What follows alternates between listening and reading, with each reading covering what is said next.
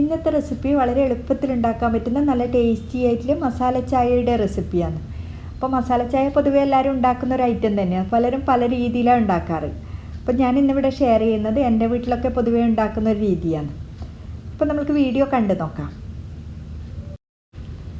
അപ്പോൾ ഫസ്റ്റ് തന്നെ നമുക്ക് മസാല ചായയിലേക്ക് വേണ്ട മസാലയൊന്ന് റെഡിയാക്കി വെക്കാം. അതിന് വേണ്ടിയിട്ട് ഞാനിവിടെ 1/2 ഇഞ്ച് വലുപ്പത്തിൽ പട്ട എടുക്കുന്നുണ്ട്. അതിൻ്റെ ഒന്നിച്ച് തന്നെ 2 ഗ്രാമ്പൂ, അതുപോലെ 3 ഏലക്കായ. ഇത്രയും സ്പൈസസാണ് ഞാൻ ഇതിലേക്ക് ഉപയോഗിക്കുന്നത്. നിങ്ങൾക്ക് വേണമെങ്കിൽ ഇതിലേക്ക് കുറച്ച് കുരുമുളക് കൂടെ ചേർത്ത് കൊടുക്കാം.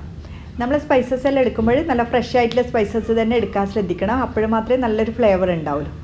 അപ്പോൾ നമ്മൾ എടുത്ത ഈ സ്പൈസസ് എല്ലാം നന്നായിട്ടൊന്ന് ഇടിച്ചെടുക്കണം. ഒരുപാട് പൗഡർ പോലെയല്ല, ലൈറ്റായിട്ട് ഒന്ന് ക്രഷ് ചെയ്തെടുക്കില്ല, ആ ഒരു രീതിയിലാണ് വേണ്ടത്. അടുത്തത് ഇതിലേക്ക് വേണ്ടത് ഇഞ്ചിയാണ്. ഇഞ്ചിയും കുറച്ച് വലിപ്പത്തിൽ തന്നെ എടുത്തിട്ടുണ്ട്. ഏകദേശം 3/4 ഇഞ്ച് വലിപ്പത്തിലാണ് ഇഞ്ചി എടുത്തിന്. അതും ഒന്ന് ക്രഷ് ചെയ്ത് മാറ്റി വെക്കാം. അതിനുശേഷം ഞാനിവിടെ ചായ ഉണ്ടാക്കാൻ വേണ്ടിയിട്ട് 1 ഗ്ലാസ് വെള്ളം എടുത്തിട്ടുണ്ട്. വെള്ളം ഒന്ന് ചൂടായതിന് ശേഷം നമ്മളിവിടെ റെഡിയാക്കി വെച്ച ഹോൾ സ്പൈസസ് എല്ലാം ഇതിലേക്ക് ഇട്ട് കൊടുക്കുന്നുണ്ട്. അതിനൊന്നിച്ച് തന്നെ ഇഞ്ചി ക്രഷ് ചെയ്തതും ചേർത്ത് കൊടുക്കുക. വെള്ളം ഒരുപാട് തിളക്കേണ്ട ആവശ്യമില്ല, ഒന്ന് ചൂടായി വന്നതിന് ശേഷമാണ് ഇട്ട് കൊടുക്കുന്നത്. അപ്പോൾ ഇതെല്ലാം ചേർത്തതിന് ശേഷം നമ്മളിത് മൂടി വെച്ച് ഒരു 2 മിനിറ്റ് ലോ ഫ്ലെയിമിൽ നന്നായിട്ടൊന്ന് തിളപ്പിച്ചെടുക്കണം. അപ്പോൾ ഇത് മൂടി വെച്ചിട്ട് ചെയ്യുമ്പോൾ അതിൻ്റെ ഫ്ലേവറെല്ലാം നന്നായിട്ട് ഇറങ്ങിയിട്ട് നല്ലൊരു ടേസ്റ്റ് ആയിരിക്കും. അപ്പോൾ 2 മിനിറ്റിന് ശേഷമാണ് ഞാൻ ഇതിലേക്ക് ചായപ്പൊടി ചേർത്ത് കൊടുക്കുന്നത്. നമ്മളതിൽ ഏത് ചായപ്പൊടി ആയാലും അത് ഉപയോഗിച്ചാൽ മതി. അതുപോലെ നമ്മൾക്ക് എത്ര കടുപ്പം വേണം അതിനനുസരിച്ച് ചേർത്ത് കൊടുക്കുക. ഞാനിവിടെ 2 സ്പൂണാണ് ചേർക്കുന്നത്. അപ്പോൾ ഇതിന് ചേർത്ത് വീണ്ടും നന്നായിട്ട് ഇത് തിളപ്പിച്ചെടുക്കണം. ഒരുപാട് സമയം നമ്മൾ ഓവറായിട്ട് അങ്ങനെ തിളപ്പിച്ച് കഴിഞ്ഞാൽ ഒരു കയ്പ്പ് ടേസ്റ്റ് പോലെ ഉണ്ടാവും. നല്ല രീതിയിലൊന്ന് തിളച്ചതിന് ശേഷം ഇതിലേക്ക് പാല് ചേർത്ത് കൊടുക്കണം.